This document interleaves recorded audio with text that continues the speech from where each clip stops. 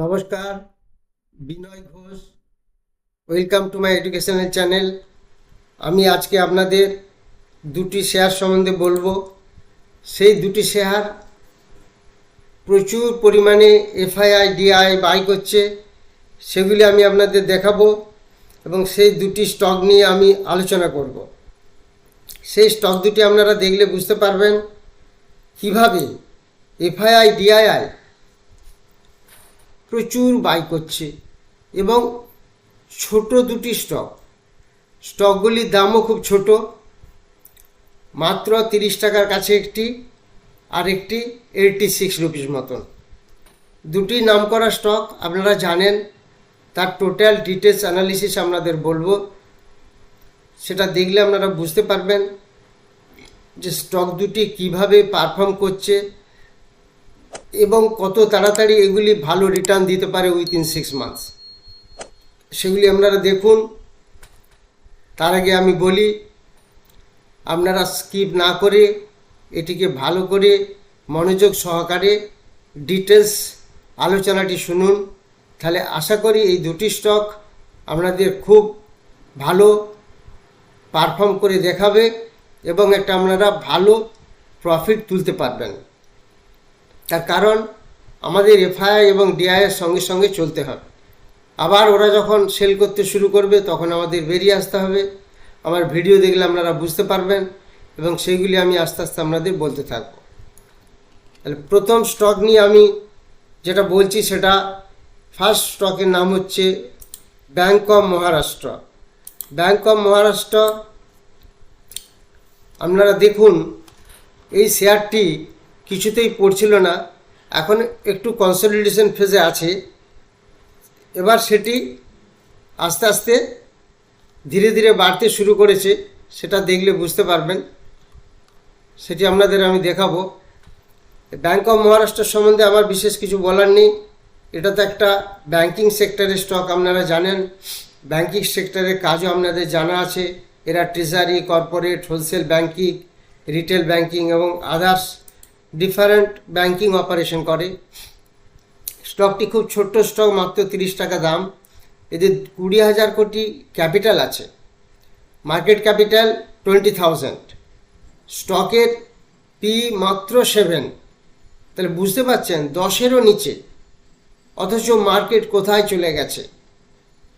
Return on capital employed 4%, PEG ratio 1-এর নিচে 0.23, আর এর সেলস গ্রোথ 5 ইয়ার্স 7%-এর উপরে। Book value 23, return on equity 17%, গ্রাহক number 45, price to book value 1.22, খুব ভালো চিপ শেয়ার। 36 হাই করেছিল 36.20, তার থেকে অনেক নিচে চলছে, 6 টাকা নিচে। ভালো একটা ডিভিডেন্ড দেয়, 4.34% একটা ডিভিডেন্ড ইল করে। ফেস ভ্যালু 10 টাকা। ফেস ভ্যালু 10 টাকা মানে বুঝতে পারছেন, আগামী দিনে যখন স্প্লিট করবে বা স্টকটি যখন বাড়বে, তার পারফরমেন্স অনেক বেশি বেড়ে যাবে। এর পায়ার টস্ক স্কোর 5, ইপিএস 4-এর মতো।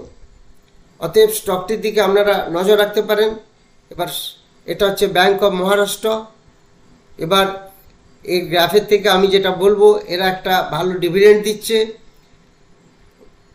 Providing a good dividend yield 4.34%, এবং কোম্পানি একটা ভালো প্রফিট গ্রোথ করছে 34% over last 5 years, that is CAGR 5 years, compounded annual growth return 34%। Last 5 ইয়ার্সে 34% একটা গুড প্রফিট গ্রোথ দিয়েছে। কোম্পানি হেলদি ডিভিডেন্ড মেনটেন করছে, 20.9% পে আউট দিচ্ছে। কোম্পানির একটু প্রবলেম কী আছে? প্রবলেম হচ্ছে low interest coverage ratio. Company delivery poor sales growth আরও বাড়ানোর দরকার। মাত্র 7.46% লাস্ট 5 ইয়ার্সে সেলস গ্রোথটা বেড়েছে। ট্যাক্স রেট খুব low. Company low return on equity, that is 10%।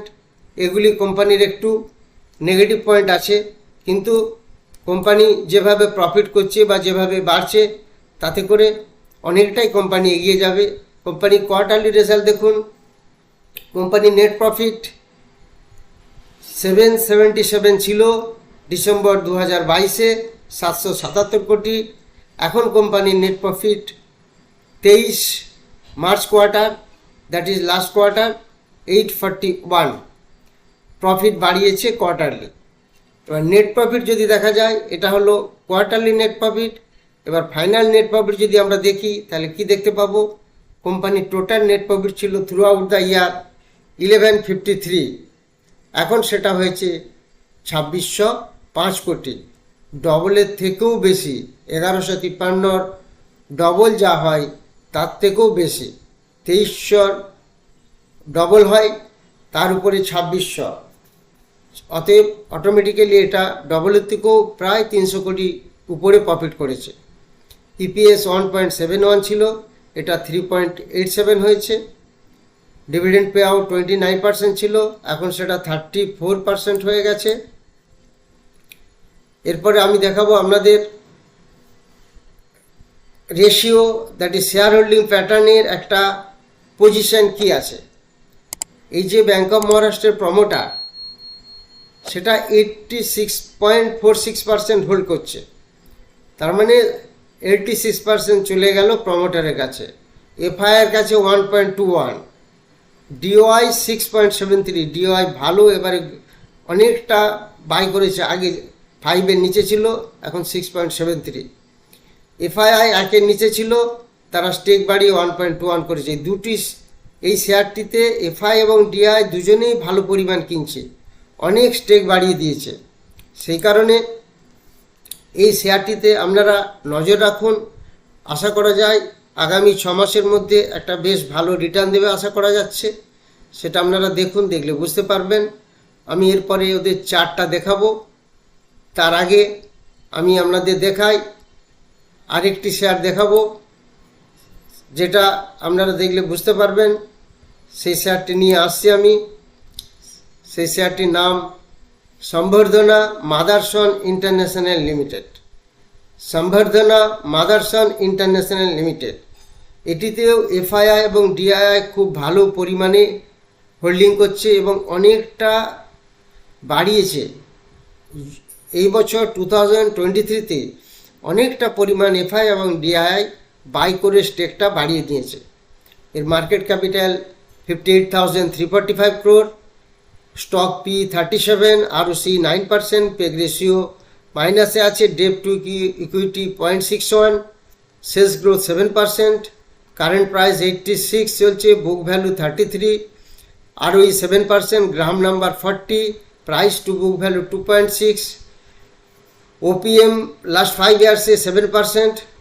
Company একটা ডিভিডেন্ড ইল্ড দেয় 0.50, কোম্পানি হাই গেছিল 91, তার থেকে একটু নিচে চলছে। Piotroski score 7, EPS 2.21। এই কোম্পানিটি কি করে, মাদারসন সুমি আপনারা জানেন, engage primarily in the manufacture and sale components to automotive original equipment manufacturers. এরা অ্যাকচুয়ালি অটোমোবাইল ইন্ডাস্ট্রিতে আছে, অটোমোটিভ অরিজিনাল ইকুইপমেন্ট এরা তৈরি করে, এরা বিভিন্ন কম্পোনেন্ট করে, ম্যানুফ্যাকচারিং করে এবং সেল করে। এই মাদারসন সুমি নাম প্রত্যেকেই জানেন, এদের প্রফিট পার্সেন্টেজ খুব ভালো, ডিভিডেন্ড পার্সেন্টেজও ভালো। Company has been maintaining a healthy dividend 36.2%, company একটা ভালো ডিভিডেন্ড মেনটেন করছে সেই সুবাদে। তবে এর বুক ভ্যালুটা যেখানে আছে তার থেকে একটু বেশি উপরে ট্রেডিং করছে, 2.6 টাইমস উপরে ট্রেডিং করছে। প্রমোটার হোল্ডিং অ্যাকচুয়ালি ধীরে ধীরে বাড়াচ্ছে, সেগুলি আপনারা দেখুন।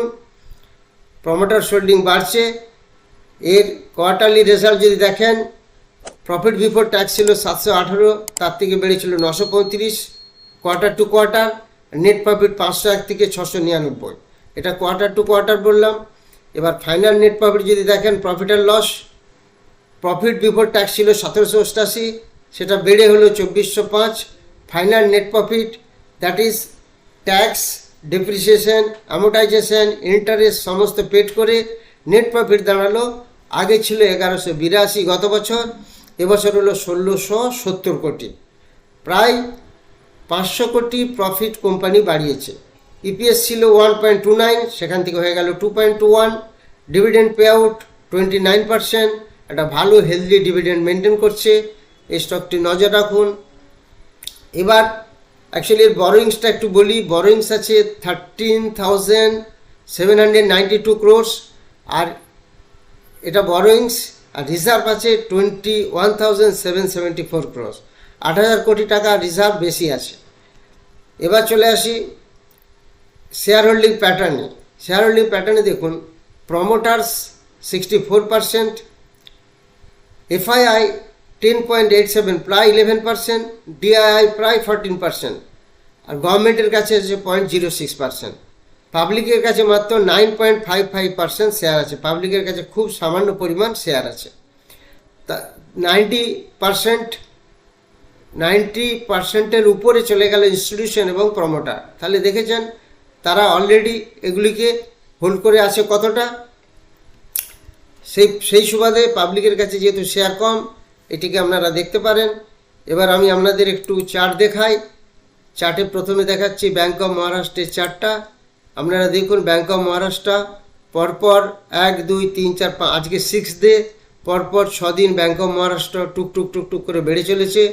কত নিচে এসলো, সেখান থেকে 27 টাকা এসেছিল, এখন সেটা ট্রেডিং করছে 30 টাকার উপরে। তাহলে কয়েকদিনের ডিফারেন্সে একটি ছোট্ট শেয়ার 3 টাকা 4 টাকা বেড়ে গেল, সেটা দেখে বুঝতে পারছেন। এবং যেহেতু এটি এফআইআই বেশি বাই করছে, অতএব সেটির দিকে নজর রাখুন। এরপরে আমি যেটা বলবো মাদারসন সুমি, সেটা দেখুন একটু কনসলিডেশন ফেজে আছে, বাট ধীরে ধীরে যদি দেখাই, দেখুন এখানে স্টকটির দাম ছিল মাত্র 62 টাকা, এখান থেকে স্টকটাকে টেনে নিয়ে গেল, ধীরে ধীরে বেড়ে যাচ্ছে এখানে 86 টাকা। অতএব কতটা বেড়ে গেল দেখুন, অলরেডি এটা একটা আপ ট্রেন্ড নিয়ে নিয়েছে। এই স্টকটির দিকে নজর রাখলে বুঝতে পারবেন। আপনাদের আমি আবার বলছি, যারা চ্যানেলে নতুন তারা চ্যানেলটিকে সাবস্ক্রাইব করুন এবং লাইক করুন।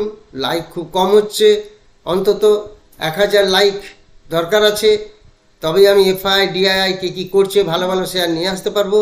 আপনারা খুব লাইক করুন, 1000 যেন লাইক হয়ে যায়। আর এগুলি সব শেয়ার করবেন, গল্প করবেন সবারই মধ্যে, যাতে শেয়ার মার্কেটের কনফিডেন্স লেভেলটা সবারই মধ্যে গ্রো করে। তাহলে খুব ভালো হবে, স্টক মার্কেট খুব হেলদি হবে, আমাদের এফআইআইয়ের উপর নির্ভর করতে হবে না। সেই কারণে আপনারা এগুলি সবার সঙ্গে শেয়ার করবেন, তাহলে খুব ভালো হবে।